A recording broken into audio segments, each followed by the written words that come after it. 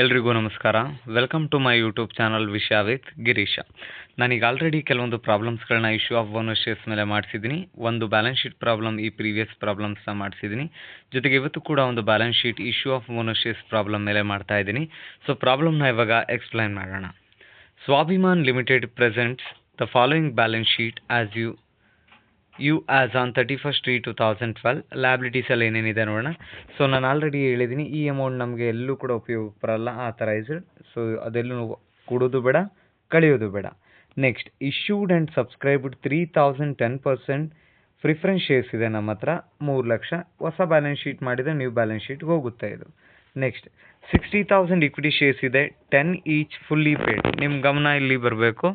So ನಮ್ಮ ಹತ್ರ ಇರುವಂಥ 60,000 ಇಕ್ವಿಟಿ ಶೇರ್ಸ್ 10 ರೂಪಾಯಿ ಅಂತೆ face value.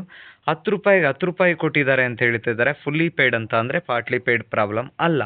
Partly paid problem ಅಲ್ಲ ಅಂತ ಅಂದರೆ ಇಲ್ಲಿ 2 ಕ್ಯಾಲ್ಕುಲೇಷನ್, ಒಂದು ಕ್ಯಾಲ್ಕುಲೇಷನ್ನು 3 ಜರ್ನಲ್ ಎಂಟ್ರಿ ಬರಲ್ಲ. ಯಾವುದು first calculation of partly paid of shares into fully paid up ಅಂತ ಹೇಳಿ 3 ಎಂಟ್ರಿ ಬರೀತಿದ್ವಲ್ಲ. Share final call account debited to share capital account, bonus to shareholders account debited to share final call account. ಅದಾದಮೇಲೆ partly ಪೇಡ್ನ fully paid up convert ಮಾಡಲಿಕ್ಕೆ ನಾವು entry ಬರೀತಿದ್ವಲ್ಲ, ಆ 3 ಎಂಟ್ರಿಗಳು ಬರೋದಿಲ್ಲ ಇಲ್ಲಿ. ಸೊ ಡೈರೆಕ್ಟಾಗಿ ಬರೋದು 2 ಎಂಟ್ರಿ, ಒಂದು ಬೋನಸ್ನ ಡಿಕ್ಲೇರ್ ಮಾಡಲಿಕ್ಕೆ, ಇನ್ನೊಂದು ಬೋನಸ್ನ ಇಶ್ಯೂ ಮಾಡಲಿಕ್ಕೆ. ನೆಕ್ಸ್ಟ್ ನೋಡೋಣ. ಕ್ಯಾಪಿಟಲ್ ರಿಸರ್ವ್ ಇದೆ. ಸೊ ಅದೇ ರೀತಿ ಸೆಕ್ಯೂರಿಟಿ ಪ್ರೀಮಿಯಂ ಇದೆ, P&L ಅಕೌಂಟ್ ಇದೆ, ಜನರಲ್ ರಿಸರ್ವ್ ಇದೆ, ಕರೆಂಟ್ ಲಯಬಿಲಿಟೀಸ್ ಕೂಡ ಇದೆ, ಸನ್ರಿ ಕ್ರೆಡಿಟಾರ್ ಮತ್ತು ಪ್ರಾವಿಷನ್ ಫಾರ್ ಟ್ಯಾಕ್ಸೇಷನ್. ಸೊ ಅದೇ ರೀತಿ ಅಸೆಟ್ ಸೈಡ್ ಕೂಡ ಒಂದಷ್ಟು ಐಟಮ್ ಇದೆ. ಫಿಕ್ಸ್ಡ್ ಅಸೆಟ್ಸ್ ಇದೆ, ಕರೆಂಟ್ ಅಸೆಟ್ಸ್ ಇದೆ, ಅದ್ರ ಜೊತೆಗೆ ಲಾಸ್ಟಿಗೆ cash in hand, cash at bank, loans, advances, bill of exchange ಕೂಡ ಇದೆ. ಈ ವೆರಿ ಇಂಪಾರ್ಟೆಂಟ್ ಅಡ್ಜಸ್ಟ್ಮೆಂಟ್ ನೋಡೋಣ. The company purchases a fresh machinery 1,25,000 for which it pays 25,000 in cash and allots 1,014% preference shares of ₹100 each.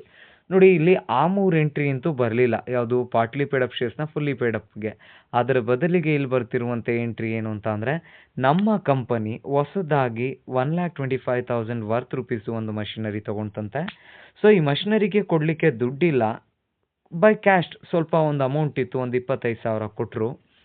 ಇನ್ನು ಮಿಕ್ಕಿದ್ದ ಅಮೌಂಟಿಗೆ ಏನು ಮಾಡಿದರೆ ಅಂತ ಅಂದರೆ, ಈಗ 1,25,000ಅಲ್ಲಿ 25,000 ಕ್ಯಾಶ್ ಕೊಟ್ಟರು ಅಂದರೆ ಮಿಕ್ಕಿದ ಅಮೌಂಟ್ ಎಷ್ಟು? 1 ಲಕ್ಷ. ಆ 1 ಲಕ್ಷಕ್ಕೆ ಕಂಪ್ಲೀಟಾಗಿ ಇವರು 1,000 ಪ್ರಿಫರೆನ್ಸ್ ಶೇರ್ಸ್ನ ಇಶ್ಯೂ ಮಾಡ್ತಿದ್ದಾರಂತೆ. ಸೊ ಇದಕ್ಕೆ ಡಬಲ್ ಎಂಟ್ರಿ ಬರ್ತದೆ. ಅದೇನು ಅಂತ ಹೇಳೋದಾದರೆ, ನಮಗೆ ಬರ್ತಿರೋದು ಮಿಷಿನರಿ ಅಲ್ವಾ. So machinery account debit 1,25,000. ಅದಕ್ಕೆ ನೀವೇನೇನು ಕೊಡ್ತಿದ್ದೀರಾ? 2 cash 25,000, 2 preference share capital 1,000 into 100 rupees 1 lac. So ಇದು ವೆರಿ ಈಸಿ. ಅಲ್ಲೇ ಎಂಟ್ರಿ ಕೂಡ ನಿಮಗೆ ಅಲ್ಲೇ ಸಿಗ್ತದೆ. ಅರ್ಥ ಇಷ್ಟೇ, ಕಂಪನಿ ಹೊಸದಾಗಿ 1,25,000 ವರ್ತಿಂದು ಒಂದು ಮಷಿನರಿನ ತೊಗೊಳುತ್ತೆ. ಆ ಮಷಿನರಿಗೆ ಪೂರ್ತಿ ದುಡ್ಡು ಕೊಡಲಿಕ್ಕೆ ಅವ್ರ ಹತ್ರ ದುಡ್ಡಿಲ್ಲ, 25,000 ಕ್ಯಾಶಲ್ಲಿ ಕೊಡ್ತಾರೆ. ಅದೇ ರೀತಿ ಇನ್ನು 1 ಲಕ್ಷಕ್ಕೆ 1,000 ಇಂಟು 100 ರೂಪಾಯಿ ಫೇಸ್ ವ್ಯಾಲ್ಯೂ ಆಗಿ 1 ಲಕ್ಷ ರೂಪಾಯಿದು ಒಂದು ಪ್ರಿಫರೆನ್ಸ್ ಶೇರ್ಸ್ನ ಇಶ್ಯೂ ಮಾಡ್ತಾರೆ. ಸೊ ಎಂಟ್ರಿ ಇನ್ನೊಂದು ಬಾರಿ ಹೇಳ್ತಿದ್ದೀನಿ. Machinery account debit 1,25,000, 2 share preference share capital 1 lakh, 2 cash account 25,000. So ಅಲ್ಲಿಗೆ ನಿಮಗೆ ಟ್ಯಾಲಿ ಆಗ್ತದೆ ಅದು. ಈಗ ನೆಕ್ಸ್ಟ್ ನೋಡೋಣ.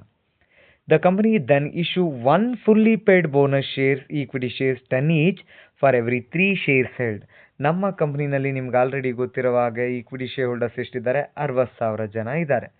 ಸೊ 60,000 ಈಕ್ವಿಟಿ ಶೇರ್ಸ್ಗೆ ಇಂಟು ಅವನೇನು ಮಾಡ್ತಿದ್ದಾರೆ, ಒಂದು ಬೋನಸ್ನ ಎಷ್ಟು ಜನಕ್ಕೆ ಹಂಚ್ತಿದ್ದಾನೆ?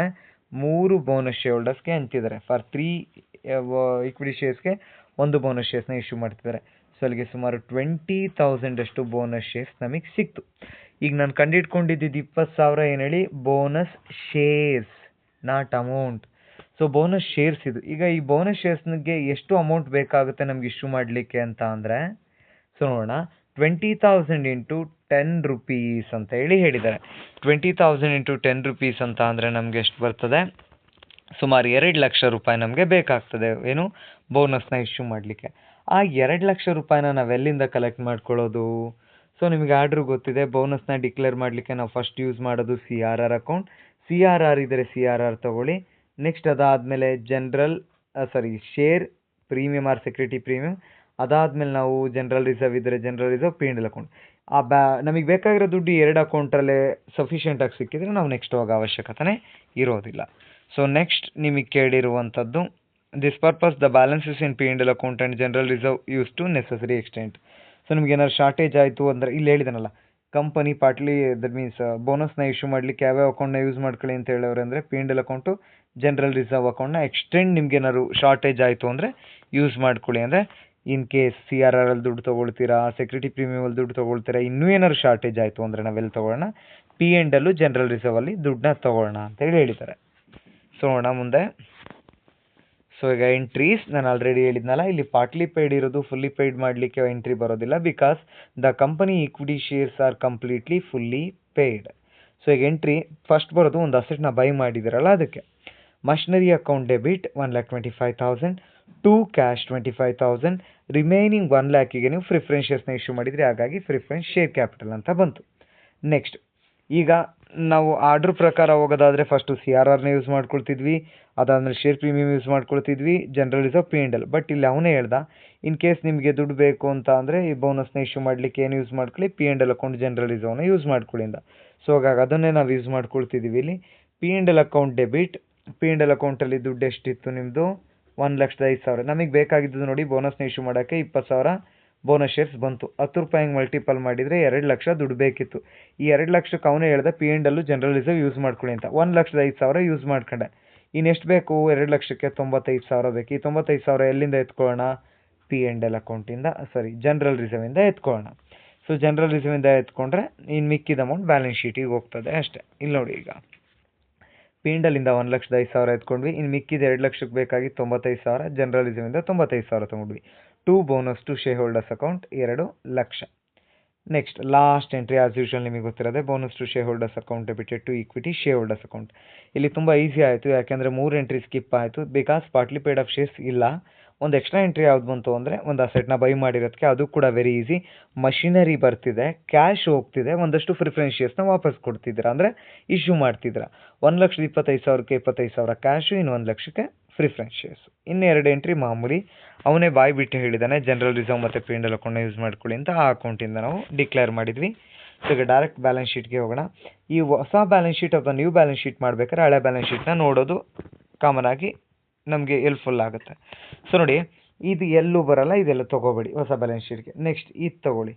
ನಿಮ್ಮ ಹತ್ರ ಆಲ್ರೆಡಿ 3,000 10% ಪ್ರಿಫರೆನ್ಸ್ ಶೇರ್ಸ್ ಇತ್ತಲ್ವಾ, ಬಟ್ ನೀವೇನು ಮಾಡಿದ್ರಿ, ಹೊಸ್ದಾಗಿ ದುಡ್ಡಿಲ್ಲ ಅಂತ 1,000 ಪ್ರಿಫರೆನ್ಸ್ ಶೇರ್ಸ್ನ ಮತ್ತೆ ಜಾಸ್ತಿ ಮಾಡ್ಕೊಂಡ್ರಿ. ಅದ್ರ ದುಡ್ಡು ಎಷ್ಟು ಬಂತು, 1 ಲಕ್ಷ. ಸೊ ನೀವು ಹೊಸ ಬ್ಯಾಲೆನ್ಸ್ ಶೀಟ್ ಮಾಡಬೇಕಾದ್ರೆ ಹಳೇದು 3,000 plus new preference shares 1,000, total 4,000 share. ಇಲ್ಲಿ 3 ಲಕ್ಷ ಪ್ಲಸ್ ಈಗ ಹೊಸ್ದಾಗಿ ಬಂದಿರೋದು 1 ಲಕ್ಷ, 4 ಲಕ್ಷ ಪ್ರಿಫರೆನ್ಸ್ ಶೇರ್ ಇದೆ ನಿಮ್ಮಲ್ಲೀಗ. 3 ಇತ್ತು, 4 ಹೇಗಾಯಿತು ಅಂತ ಇನ್ನೊಂದು ಸತಿ ಹೇಳಲಾ. ನಿಮ್ಗೆ 1,25,000 ಮಷಿನರಿ ತೊಗೊಂಡ್ರಲ್ಲ, ಅದರಲ್ಲಿ 25,000 ಕ್ಯಾಶ್ ಕೊಟ್ರಿ. ಇನ್ನು ರಿಮೈನಿಂಗ್ 1 ಲ್ಯಾಕಿಗೆ ನೀವು ಪ್ರಿಫರೆನ್ಸ್ ಶೇರ್ಸ್ನ ಇಶ್ಯೂ ಮಾಡಿದ್ರಿ 1,000. ಅಲ್ಲಿಗೆ 3,000 ಹಳೇದಿತ್ತು, ಹೊಸದು 1,000, ಟೋಟಲ್ ದುಡ್ಡು 3 ಲಕ್ಷ ಪ್ಲಸ್ ಈಗ ಹೊಸದು 1 lakh, 4 lakh. Next 60,000 equity shares of ₹10 each fully paid. ಇದು ಫುಲ್ಲಿ ಪೇಯ್ಡ್ ಅಪ್ ಇದೆ, ನಾವು ಸೊ ಪೂರ್ತಿ ಅಮೌಂಟ್ ಅಲ್ಲಿಗೆ ಬ್ಯಾಲೆನ್ಸ್ ಶೀಟಿಗೆ ತೊಗೊಳ್ಳೋಣ. ಕ್ಯಾಪಿಟಲ್ ರಿಸರ್ವ್ ಎಲ್ಗಾರು ಯೂಸ್ ಮಾಡ್ಕೊಂಡ್ವಾ, ಎಲ್ಲೂ ಯೂಸ್ ಮಾಡ್ಕೊಳ್ಳಿಲ್ಲ, ಅದು ಹಾಗೆ ಉಳಿದಿದೆ, ಹೊಸ ಬ್ಯಾಲೆನ್ಸ್ ಶೀಟ್ಗೆ ಹಾಗೆ ಹೋಗಲಿ. ಸೆಕ್ಯೂರಿಟಿ ಪ್ರೀಮಿಯಮ್ ಎಲ್ಲರೂ ಯೂಸ್ ಮಾಡ್ಕೊಂಡ್ವಾ, ಎಲ್ಲೂ ಯೂಸ್ ಮಾಡಲಿಲ್ಲ, ಅದು ಕೂಡ ಹೊಸ ಬ್ಯಾಲೆನ್ಸ್ ಶೀಟ್ಗೆ ಹೋಗುತ್ತೆ, ಹೋಗಲಿ. But P and L account general ರಿಸರ್ವ್ನ ನಾವು ಯೂಸ್ ಮಾಡ್ಕೊಂಡ್ವಿ. ಪಿ ಅಂಡ್ ಎಲ್ ಅಕೌಂಟಲ್ಲಿ ಪೂರ್ತಿ ಅಮೌಂಟ್ ತೊಗೊಂಡ್ವಿ, ಅದು ಹೊಸ ಬ್ಯಾಲೆನ್ಸ್ ಶೀಟಿಗೆ ಬರಲ್ಲ, ಖಾಲಿ ಆಗಿದೆ ಆ ದುಡ್ಡು. ಜನರಲ್ ರಿಸರ್ವ್ 5,80,000 ಇತ್ತು, ಅದರಲ್ಲಿ ನಾವು ಎತ್ಕೊಂಡಿದ್ದು ಓನ್ಲಿ 95,000 ಮಾತ್ರ. ಸೊ 95,000 ಎತ್ಕೊಂಡ್ವಿ ಅಂತ ಅಂದರೆ ಇನ್ನು 4,85,000 ಅಮೌಂಟು ನಮಗೆ ಅವೈಲಬಲು ಇರುತ್ತೆ ಅಲ್ಲಿ. ಓಕೆನಾ, 4,85,000 ಅಮೌಂಟ್ ಅವೈಲಬಲ್ ಇದೆ, ಅದು ಹೊಸ ಬ್ಯಾಲೆನ್ಸ್ ಶೀಟ್ಗೆ ಹೋಗುತ್ತೆ. ಕ್ರೆಡಿಟಾರ್ಸ್ನ ಟಚ್ ಮಾಡಿಲ್ಲ, ಪ್ರಾವಿಷನ್ ಫಾರ್ ಟ್ಯಾಕ್ಸೇಷನ್ ಟಚ್ ಮಾಡಿಲ್ಲ, ಅವೆಲ್ಲ ಹಾಗೇ ಹೊಸ ಬ್ಯಾಲೆನ್ಸ್ ಶೀಟಿಗೆ ಬರ್ತದೆ.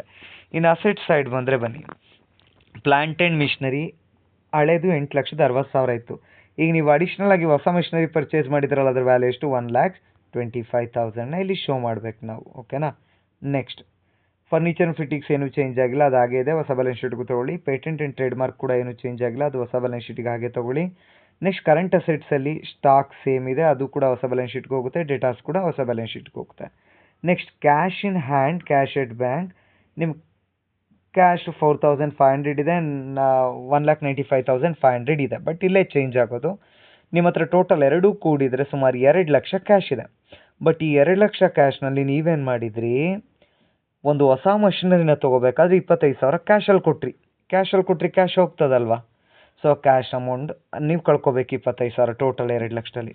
ಇನ್ನು ಲೋನ್ ಅಡ್ವಾನ್ಸಸ್ ಏನು ಚೇಂಜ್ ಇಲ್ಲ, ಅದು ಹೊಸ ಬ್ಯಾಲೆನ್ಸ್ ಶೀಟ್ಗೆ ಹಾಗೆ ಬರುತ್ತೆ. ಈಗ ಹೊಸ ಬ್ಯಾಲೆನ್ಸ್ ಶೀಟ್ ನೋಡೋಣ. ಸೊ ಈಗ ಅಬ್ಸರ್ವ್ ಮಾಡಿ ಹೊಸ ಬ್ಯಾಲೆನ್ಸ್ ಶೀಟ್ ನೋಡಿ. ಫ್ರೆಶ್ ಹಳೇದು 3,000 ಪ್ರಿಫರೆನ್ಸ್ ಶೇರ್ಸು, 1,000 ವಸ್ತು, ಟೋಟಲ್ 4,000. ಟೋಟಲ್ ಹಳೇದು 2 ಲಕ್ಷ, ಈಗ ಬಂದಿದ್ದು 1 ಲಕ್ಷ, 3 ಲಕ್ಷ ಪ್ರಿಫರೆನ್ಸ್ ಶೇರ್ಸ್ ದುಡ್ಡಿದೆ. ಇಲ್ಲೇ ಬರ್ದಿದೆ ನೋಡಿ, added fresh issue of preference shares 1,000 into 10. ಹಳೇದು 2 ಲಕ್ಷ, ಈಗಿಂದು ಹೊಸ್ತು 1 ಲಕ್ಷ, ಸಾರಿ ಹಳೇದು 3 ಲಕ್ಷ, ಈಗ ಹೊಸ್ದಾಗಿ ಬಂದಿರೋದು 1 ಲಕ್ಷ, ಟೋಟಲ್ 4 ಲಕ್ಷ ಇವ್ರ ಹತ್ರ ಇದೆ. Next equity share capital fully ಪೇಡೇ ಇದೆ 6,000 into 10 ರೂಪಾಯಿ. ಪಾರ್ಟ್ಲಿ ಪೇಯ್ಡ್ ಇದ್ದರೆ ಆ ಪಾರ್ಟ್ಲಿ ಪೇಯ್ಡ್ ಇರೋದು ಫುಲ್ಲಿ ಪೇಯ್ಡ್ ಮಾಡ್ಕೊಂಡಿರೋದು ಕೂಡ ಕೂಡ್ಕೋತಿದ್ವಿ. ಇದೇ ಶೇರ್ಸ್ಗೆ ನಾವು ಬೋನಸ್ ಶೇರ್ಸ್ನ ಇಶ್ಯೂ ಮಾಡಿರೋದು 20,000 ಬೋನಸ್ ಶೇರ್ಸು, 1 ಶೇರಿನ ಬೆಲೆ 10 ರೂಪಾಯಿ, 2 ಲಕ್ಷ. ನೋಡಿ ನಾರ್ಮಲಾಗಿ ಈಕ್ವಿಟಿ ಶೇರ್ಸ್ಗೆ 2 ಅಮೌಂಟ್ ಆ್ಯಡ್ ಮಾಡ್ತೀರಾ. ಒಂದು ಪಾರ್ಟ್ಲಿ ಇದ್ದರೆ ಫುಲ್ಲಿ ಪೇಯ್ಡ್ ಮಾಡಿರುವಂಥ ಪೋರ್ಷನ್ ಅಮೌಂಟ್ನ ಆ್ಯಡ್ ಮಾಡ್ಕೊಳ್ತೀವಿ, ಜೊತೆಗೆ ಬೋನಸ್ ಶೇರ್ಸ್ ಏನು ಇಶ್ಯೂ ಮಾಡಿರ್ತೀರಾ ಅದು ಕೂಡ ನೀವು ಇಲ್ಲಿ ಆ್ಯಡ್ ಮಾಡ್ಕೊಳ್ತೀರಾ ಟೋಟಲ್ ಆಗಿ. ನೆಕ್ಸ್ಟ್ ಇನ್ನು ಯಾವ್ಯಾವ ಅಮೌಂಟ್ನ ನೀವು ಯೂಸ್ ಮಾಡ್ಕೊಂಡಿಲ್ಲ ಅದೆಲ್ಲ ಅದೇ ರೀತಿ ಹೊಸ ಬ್ಯಾಲೆನ್ಸ್ ಶೀಟಿಗೆ ನೀವು ಶೋ ಮಾಡ್ಕೊಳ್ತಾ ಬನ್ನಿ. ಒಂದು ಕ್ಯಾಪಿಟಲ್ ರಿಸರ್ವ್ ಯೂಸ್ ಮಾಡ್ಕೊಳ್ಳಿಲ್ಲ, ಸೆಕ್ಯೂರಿಟಿ ಪ್ರೀಮಿಯಂ ಯೂಸ್ ಮಾಡ್ಕೊಳ್ಳಿಲ್ಲ, ಅದು ಹಾಗೆ ಇದೆ ಬ್ಯಾಲೆನ್ಸ್ ಶೀಟ್ನಲ್ಲಿ. ಇನ್ನು P&L ಅಕೌಂಟ್ನಲ್ಲಿ 1,05,000 ಇತ್ತು, ಅದನ್ನು ಕಂಪ್ಲೀಟ್ ನಾವು ಎಲ್ಲಿಗೆ ತೊಗೊಂಡ್ವಿ, ಬೋನಸ್ನ ಇಶ್ಯೂ ಮಾಡಲಿಕ್ಕೆ ಯೂಸ್ ಮಾಡ್ಕೊಂಡ್ವಿ, ಡಿಕ್ಲೇರ್ ಮಾಡಲಿಕ್ಕೆ ನಿಲ್ಲಾಯಿತು. ಇನ್ನು ಜನರಲ್ ರಿಸರ್ವಲ್ಲಿ ಟೋಟಲ್ ಅಮೌಂಟ್ 5,80,000 ಇತ್ತು, ನಾವು ಯೂಸ್ ಮಾಡ್ಕೊಂಡಿದ್ದು 95,000. ಇನ್ನು ರಿಮೈನಿಂಗ್ ಅಮೌಂಟ್ 4,85,000 ಹಾಗೆ ತೋರಿಸಿದ್ದೀನಿ ನಾನು. ಇನ್ನು ಕರೆಂಟ್ ಲಯಬಿಲಿಟಿನೂ ಯೂಸ್ ಮಾಡ್ಕೊಳ್ಳಿಲ್ಲ, ಪ್ರೊವಿಷನ್ ಫಾರ್ ಟ್ಯಾಕ್ಸೇಷನ್ ಯೂಸ್ ಮಾಡ್ಕೊಳ್ಳಿಲ್ಲ. ಸೊ ಅದು ಅದೇ ರೀತಿ ಅಮೌಂಟ್ ನಮ್ಮ ಹತ್ರ ಉಳ್ಕೊಂಡು. ಸೊ ಅದೇ ರೀತಿ ಅಸೆಟ್ ಸೈಡ್ ನಾವು ನೋಡೋದಾದರೆ ಪ್ಲಾಂಟ್ ಆ್ಯಂಡ್ ಮಿಷನರಿ ಹಳೇದಿತ್ತು, ನೀವು 1,25,000 ಕೊಟ್ಟು ಹೊಸ ಮಿಷನರಿ ತೊಗೊಂಡ್ರಿ ಅಲ್ವಾ? ಸೊ ಅದನ್ನು ಆ್ಯಡ್ ಮಾಡಿ ಟೋಟಲ್ ಅಮೌಂಟ್ ಎಷ್ಟಾಗುತ್ತೆ ಶೋ ಮಾಡಿ. ಫರ್ನಿಚರಲ್ಲಿ ಏನೂ ಚೇಂಜ್ ಇಲ್ಲ, ಅದೆಲ್ಲೂ ಯೂಸ್ ಮಾಡಿಲ್ಲ ಹಾಗೆ ಬಂತು. ಪೇಟೆಂಟ್ ಟ್ರೇಡ್ ಮಾರ್ಕ್ ಎಲ್ಲೂ ಕೂಡ ಯೂಸ್ ಮಾಡಿಲ್ಲ, ಅದು ಕೂಡ ಅದೇ ರೀತಿ ಬಂತು. ಇನ್ನು ಸ್ಟಾಕ್ ಆಗಲಿ ಡೆಟಾರ್ಸ್ ಆಗಲಿ ನಾವೆಲ್ಲೂ ಕೂಡ ಯೂಸ್ ಮಾಡ್ಕೊಳ್ಳಿಲ್ಲ, ಅದು ಹೊಸ ಬ್ಯಾಲೆನ್ಸ್ ಶೀಟ್ಗೆ ಅದೇ ರೀತಿ ಬರುತ್ತೆ. ಒಂದು ತಿಳ್ಕೊಳ್ಳಿ, ನೀವೇನು ಯೂಸ್ ಮಾಡಿಕೊಂಡು ಕೊಟ್ಟಿರ್ತೀರಾ ಅದನ್ನು ಡಿಡಕ್ಟ್ ಮಾಡ್ಕೊಳ್ಳಿ ಅಷ್ಟೇ, ಬಂದಿದ್ದನ್ನು ಆ್ಯಡ್ ಮಾಡ್ಕೊಳ್ಳಿ.